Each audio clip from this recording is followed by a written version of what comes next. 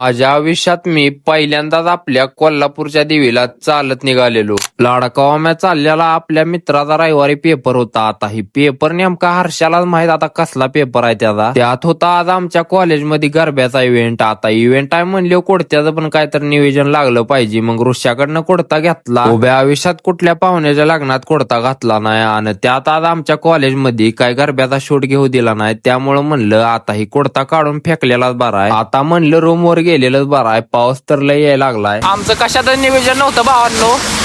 आम्ही असंच चेष्टानं चाललेलो पुढं. एकदम मनात आलं देवीला जायचंय चालत. रूम सोडली काय नाही, रूमला लॉक पण नाही लावलं. आता लय दिवस झाला आमच्या गाड्याने ठरवलेलं की चालत जायचं रूम पासन आपल्या देवीला कोल्हापूरच्या. आणि त्यात आमच्या पांढऱ्या पालीचं दात लयच वाढले त्या अलीकड. गाड्याला येताना बाटली दिलती प्यायला पाण्याची आणि तिच्याच बुडाला होल पाडून गाड्यानं पाणी प्यायला चालू केलं. आगा बाबा कितने तेजस्वी लोग हैं हमारे पास, कितने शानदार विचार रखते हैं. बिस्किट आहेत का नाही? अरे वा गऱ्या म्हणलं देवीला आलाय का कडून रस्त्यावर खायला आलाय. आलो का नाही, आलो का नाही.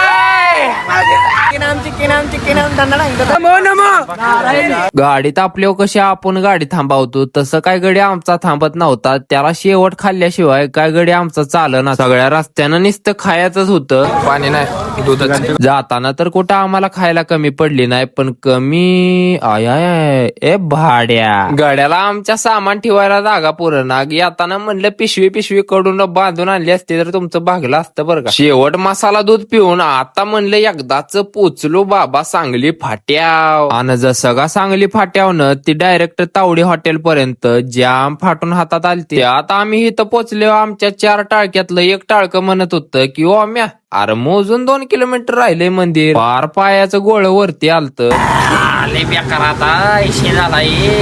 आणि जसं आम्ही मंदिराच्या जवळ आलतो तसं माझ्या फोनची बॅटरी संपलेली. त्यामुळे म्हणलं आता मित्राच्या अँड्रॉइड मधनं व्हिडिओ काढूया. आणि तुम्ही दर्शन घेतलं का नाही मला कमेंट बॉक्स मध्ये सांगा. आणि देवीच्या आशीर्वादानं तुमच्या भावाचं 10K पण करून टाका.